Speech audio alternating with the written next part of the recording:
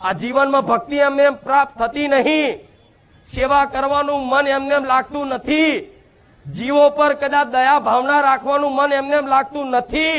આજે કદાચ 2 રોટલી કે 11 રોટલી ગાયને ખવડાવો છો ને તો મારો રોમ તમારી પર રીઝ્યો છે, માની લેજો। તમારી કુળદેવી તમારી પર પ્રસન્ન થઈ છે એવું માની લેજો। દુઃખ તો ગોડા જીવનમાં આવતા જતા રહેશે।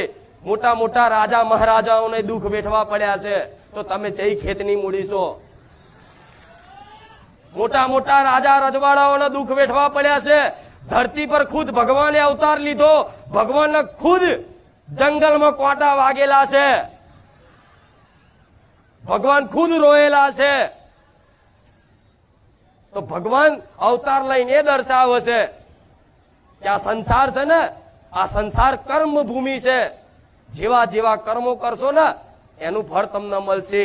આ તમે જો સારું કરતા હશો ને તો ચિંતા કરવાની જરૂર નહીં, દાડા ગણવાની જરૂર નહીં, આંખો બંધ કરીને રોમ ભરોસે જેટલું થાય એટલું પુણ્યદાન તમારી જોડે હોય ને 20 રૂપિયા તો એના 1 રૂપિયાનું કદાચ ચોક જીવો પાછળ સેવામાં વાપરી નાખજો, મારો ભગવાન બેઠો છે। હિસાબ કરશે, હિસાબ તમે ના રાખતા, દાડા તમે ના ગણતા, તમારો અધિકાર બને છે। તમે નહીં માગો ને તોય ભગવાન આલશે, કેમ કે તમારો અધિકાર બને છે। કોઈ ઈચ્છા છે દુઃખ આવે જીવનમાં? તમે ઈચ્છા કરો છો ક્યારે કે મારા જીવનમાં દુઃખ આવે?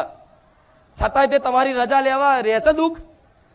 આવી જાય તરત, કયા ટાઈમે, કયા સમયે, કયા ચોઘડે ચમનું પલટું વાગી જાય ખબર ના પડે। રાતે તો હસતા હોય ને બીજે દાર તો ચોય દવાખાનામાં આઈસીયુમાં દાખલ કર્યા હોય। પૂછીને આવે છે દુઃખ? નહીં આવતું ને? તો વગર આમંત્રણે દુઃખ આવી જતું હોય તો વગર આમંત્રણે સુખ ના આવે?